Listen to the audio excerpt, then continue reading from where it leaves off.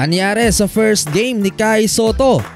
Nagsimula na ang regular season ng NBL Australia kung saan unang nakaharap ng Adelaide 36ers ang Tasmania Jack Jumpers. Bench player si Kai Sotto. So start of the game mga idol, 9-0 run kaagad ang ginawa ng kalaban. 3 straight threes laban sa home team. First 8 minutes umabot ng 21 points ang lead ng Jack Jumpers nang paulanan sila ng tres ni Josh Magette. Ala Stephen Curry mga idol, 4 of 5 3-pointers. Hindi ipinasok si Kai Sotto sa opening quarter, tambak ang 36ers 32-10.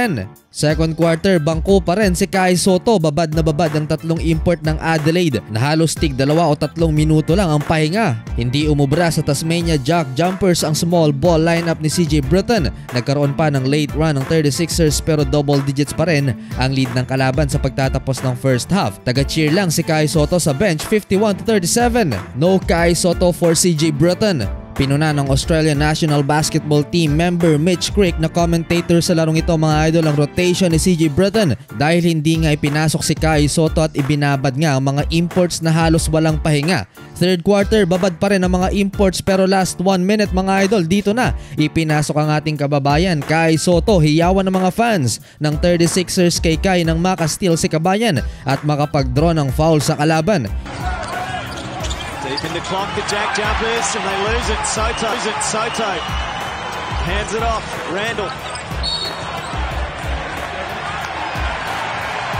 Great job from Kai coming in. Penalty ang Tasmania Jack Jumpers kaya nabigyan ng 2 free throws si Kai. Pasok naman yan para sa ating pambato. Hindi nahabol ng small ball lineup ni CJ Britton ng Jack Jumpers kaya naman sumubok na paglaruin si Kai Sotto. 67-54. Lamang pa rin ang visiting team sa pagtatapos ng third quarter.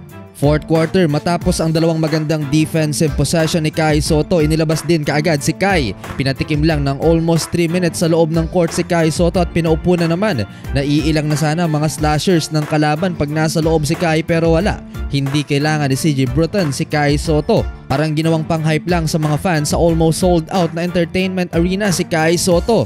Well, bumalik sa 20 ang lamang ng kalaban at wala ring nagawa yung mga ibinabad sa laro ni CJ Britton, particular sa tatlong imports na malaking pera ang ibinabayad ng franchise. Dahil tambak na rin naman mga idol, pinaglaro pa sa last 2 minutes si Kai Sotto.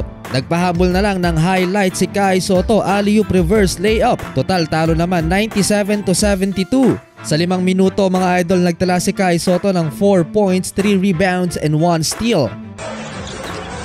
The Jack Jumpers about to celebrate back-to-back wins. There's a late highlight from Sotto. Sunod na makakaharap ng Adelaide 36ers ang Illawarra Hawks.